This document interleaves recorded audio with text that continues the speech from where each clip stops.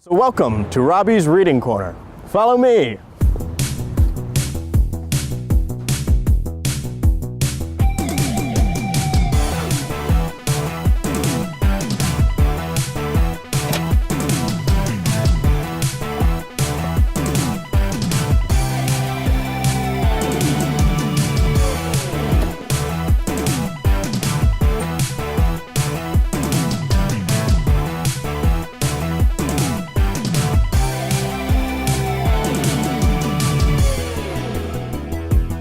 So come with me as we look at works in the public domain.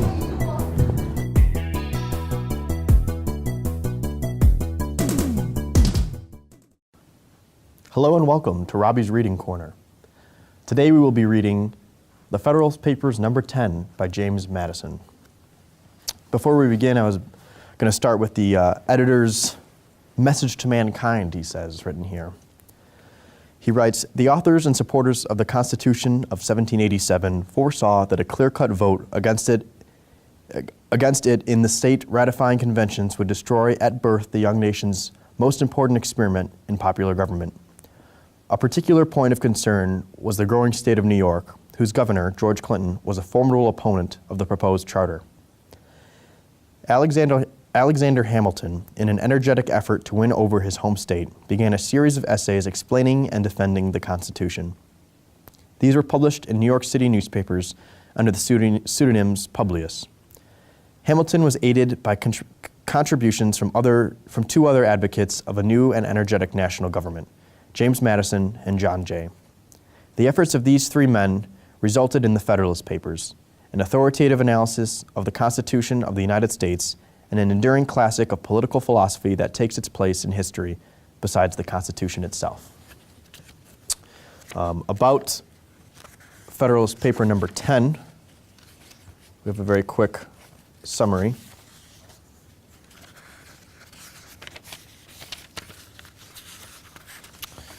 It says here,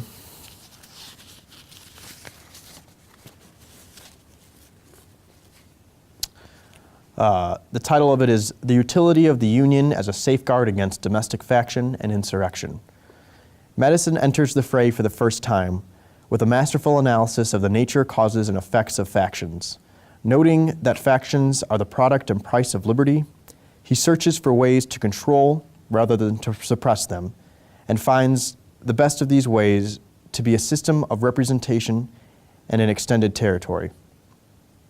He, like Hamilton, looks to the extent and proper structure of the Union for a Republican remedy for the disease most incident to Republican government. So without further ado, Federalist Paper number 10 by James Madison. Among the numerous advantages promised by a well-constructed union, none deserves to be more accurately developed than its tendency to break and control the violence of faction. The friend of popular governments never finds himself so much alarmed for their character and fate as when he contemplates their prosperity to this dangerous vice. He will not fail, therefore, to set a due value on any plan which, without violating the principles to which he is attached, provides a proper cure for it. The instability, injustice, and confusion introduced into the public councils have, in truth, been the mortal diseases under which popular governments have everywhere perished, as they continue to be the favorite and fruitful topics from which in which the adversaries to liberty derive their most specious declamations. The valuable improvements made by the American constitutions on the popular models, both ancient and modern, cannot certainly be too much admired, but it would be an unwarrantable partiality to contend that they have as effectively obviated the danger on this side as was wished and expected. Complaints are everywhere heard from our most considerate and virtuous citizens, equally the friends of public and private faith and of public and personal liberty, that our governments are too unstable, that the public good is disregarded in the conflicts of rival parties, and that measures are too often decided not according to the rules of justice and of rights of the minor party, but by superior force of an interested and overbearing majority. However anxiously we may wish that these complaints had no foundation, the evidence of known facts will not permit us to deny that they are in some degree true. It will be found, indeed, on a candid review of our situation, that some of the distresses under which we labor have been erroneously charged on the operation of our governments, but it will be found at the same time that other causes will not alone account for many of our heaviest misfortunes, and particularly for the prevailing and increasing distrust of public engagements and alarm for private rights, which are echoed from one end of the continent to the other. These must be chiefly, if not wholly, effects of the unsteadiness and injustice with which a factious spirit has tainted our public administration. By a faction, I understand a number of citizens, whether amounting to a majority or a minority of the whole, who are united and actuated by some common impulse of passion or of interest, averse to the rights of other citizens or to the permanent aggregate interests of the community. There are two methods of curing the mischiefs of faction, the one by removing its causes, the other by controlling its effects. There again are two methods of removing the causes of faction, the one by destroying the liberty which is essential to its existence, the other by giving to every citizen the same opinions, the same passions, and the same interests. It could never be more truly said than of the first remedy that it was worse than the disease. Liberty is to a faction what air is to fire, an ailment without which it instantly expires. But it could not be a less folly to abolish liberty, which is essential to political life, because it nourishes faction, than it would be to wish the annihilation of air, which is essential to animal life, because it imparts to fire its destructive agency. The second expedient is as impracticable as the first would be unwise. As long as the reason of man continues fallible, and he is at liberty to exercise it, different opinions will be formed. As long as the connection subsists between his reason and his self-love, his opinions and his passions will have a reciprocal influence on each other, and the former will be objects to which the latter will attach themselves. The diversity in the faculties of men, from which the rights of property originate, is not less an insuperable obstacle to a uniformity of interests. The protection of these faculties is the first object of government. From the protection of different and unequal faculties of acquiring property, the possession of different degrees of kinds of property immediately results, and from the influence of these on the sentiments and views of the respective proprietors ensures a division of society into different interests and parties. The latent causes of faction are thus sown in the nature of man, and we see them everywhere brought into different degrees of activity, according to different circumstances of civil society. A zeal for different opinions concerning religion, concerning government, and many other points, as well as speculation as of practice, an attachment to different leaders ambitiously contending for preeminence of power, or to persons of other descriptions whose fortunes have been interesting to the human passions, have in turn divided mankind into parties, inflamed them with mutual animosity, and rendered them much more disposed to vex and oppress each other than to cooperate for the common good. So strong is this propensity of mankind to fall into mutual animosities that where no substantial occasion presents itself, the most frivolous and fanciful distinctions have been sufficient to kindle their unfriendly passions and excite their most violent conflicts. But the most common and durable sources of factions has been the various and unequal distribution of property. Those who hold and those who are without property have ever formed distinct interests in society. Those who are creditors and those who are debtors fall under a like discrimination. A landed interest, a manufacturing interest, a mercantile interest, a money interest, with many lesser interests, grow up of necessity in civilized nations and divide them into different classes, actuated by different sentiments and views. The regulation of these various and interfering interests forms the principal task of modern legislation and involves the spirit of party and faction in the necessary and ordinary operations of government. No man is allowed to be a judge in his own cause, because his interests would certainly bias his judgment and, not improbably, corrupt his integrity. With equal, nay, with greater reason, a body of men are unfit to be both judges and parties at the same time. Yet what are many of the most important acts of legislation, but so many judicial determinations, not indeed concerning the rights of single persons, but concerning the rights of large bodies of citizens? And what are the different classes of legislators but advocates and parties to the causes which they determine? Is a law proposed concerning private debts? It is a question to which the creditors are parties on one side and the debtors on the other. Justice ought to hold the balance between them, yet the parties are and must be themselves the judges, and the most numerous party, or in other words, the most powerful faction, must be expected to prevail. Shall domestic manufacturers be encouraged, and in what degree, by restrictions on foreign manufacturers? are questions which would be differently decided by the landed and the manufacturing classes, and probably by neither with a sole regard to justice and the public good. The apportionment of taxes on the various descriptions of property is an act which seems to require the most exact impartiality. Yet there is, perhaps, no legislative act in which greater opportunity and temptation are given to a predominant party to trample on the rules of justice. Every shilling with which they overburden the inferior number is a shilling saved to their own pockets. It is in vain to say that enlightened statesmen will be able to adjust to these clashing interests and render them all subservient to the public good. Enlightened statesmen will not always be at the helm, nor in many cases can such an adjustment be made at all without taking into view indirect and remote considerations, which will rarely prevail over the immediate interest which one party may find disregarding the rights of another or the good of the whole. The inference to which we are brought is that the causes of faction cannot be removed, and that relief is only to be sought in the means of controlling its effects. If a faction consists of less than a majority, relief is supplied by the Republican principle, which enables the majority to defeat its sinister views by regular vote.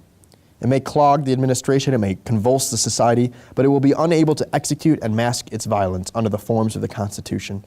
When a majority is included in a faction, the form of popular government, on the other hand, enables it to sacrifice to its ruling passion or interest both the public good and the rights of other citizens. To secure the public good and private rights against the danger of such a faction, and at the same time to preserve the spirit and the form of popular government, is then the great object to which our inquiries are directed. Let me add that it is the great desideratum by which alone this form of government can be rescued from opprobrium under which it has long labored and be recommended to the esteem and adoption of mankind. By what means is this object attainable? Evidently, by one of two only. Either the existence of the same passion or interest in a majority at the same time must be prevented, or the majority, having such coexistent passions or interest, must be rendered by their number and local situation unable to concert and carry into effect schemes of oppression. If the impulse and the opportunity be suffered to coincide, we will know that neither moral nor religious motives can be relied on as an adequate control. They are not found to be such on the injustice and violence of individuals, and lose their efficacy in proportion to the number of combined together, that is, in proportion as their efficacy becomes needful. From this view of the subject, it may be concluded that a pure democracy, by which I mean a society consisting of a small number of citizens who assemble and administer the government in person, can admit of no cure for the mischiefs of faction. A common passion or interest will, in almost every case, be felt by a majority of the whole. A communication in concert results from the form of government itself, and there is nothing to check the inducements to sacrifice the weaker party or an obnoxious individual. Hence, it is that such democracies have ever been spectacles of turbulence and contention, have ever been found incompatible with personal security or the rights of property, and have been, in general, as short in their lives as they have been violent in their deaths. Theocratic politicians who have patronized this species of government have erroneously supposed that by reducing mankind to a perfect equality in their political rights, they would at the same time be perfectly equalized and assimilated in their possessions, their opinions, and their passions. A republic, by which I mean a government in which a scheme of representation takes place, opens a different prospect and promises the cure for which we are seeking. Let us examine the points in which it varies from pure democracy, and we shall comprehend both the nature of the cure and the efficacy which it must derive from the union. The two great points of difference between a democracy and a republic are, the first, the delegation of the government, in the latter, to a small number of citizens elected by the rest. Secondly, the greater number of citizens and greater sphere of country over which the latter may be extended. The effect of the first difference is, on the one hand, to refine and enlarge the public views by passing them through the medium of a chosen body of citizens whose wisdom may best discern the true interest of their country and whose patriotism and love of justice will be least likely to sacrifice it to temporary or partial considerations.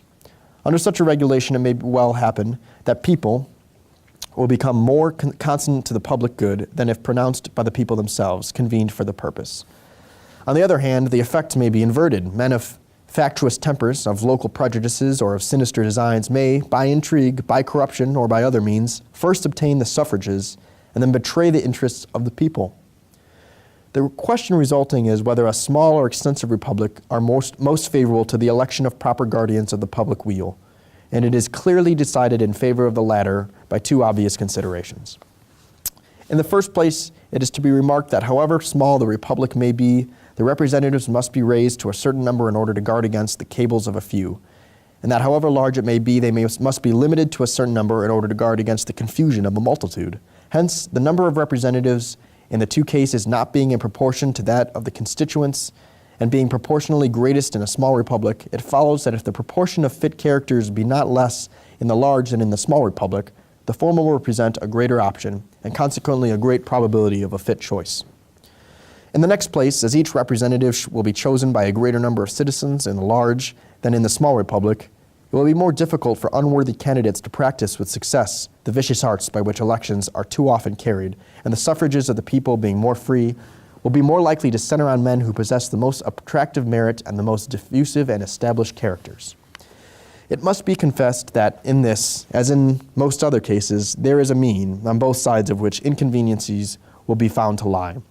By enlarging too much of the number of electors, you render the representative too little acquainted with all their local circumstances and lesser interests, as by reducing it too much, you render him unduly attached to these and too little fit to comprehend and pursue great and national objects. The federal Constitution forms a happy combination in this respect, the great and the aggregate interests being referred to the national, the local, in particular to state legislatures.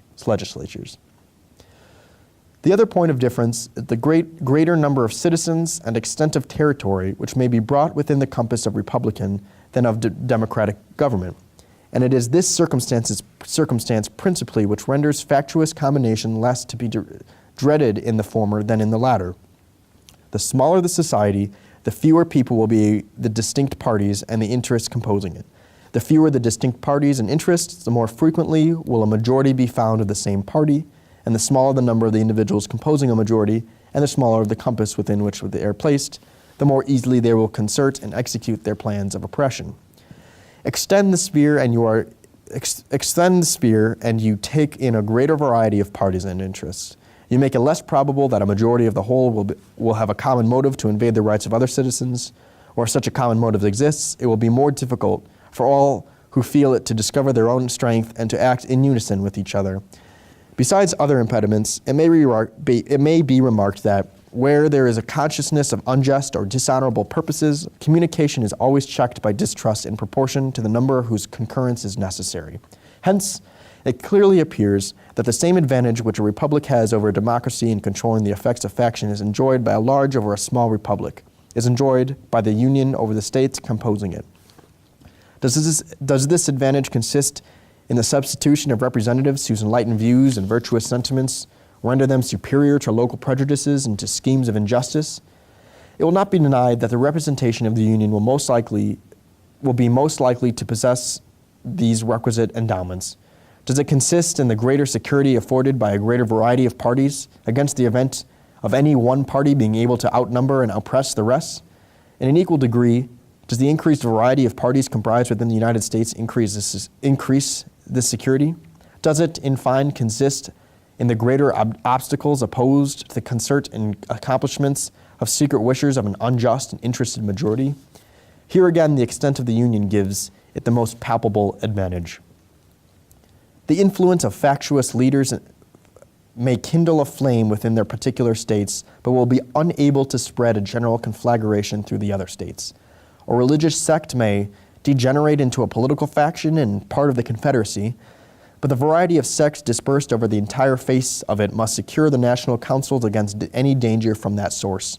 A rage for paper money, for an abolition of debts, for an equal division of property, or for any other improper or wicked project will be less apt to pervade the whole body of the Union than a particular member of it, in the same proportion as such a malady is more likely to taint a particular country or district than any entire state.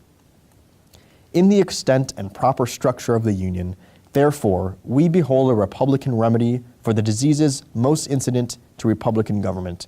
and according to the degree of pleasure and pride we feel in being Republicans ought to be our zeal in cherishing the spirit and supporting the character of Federalists. Signed, Publius. This has been Federalist Paper number 10 by James Madison. Thanks for listening.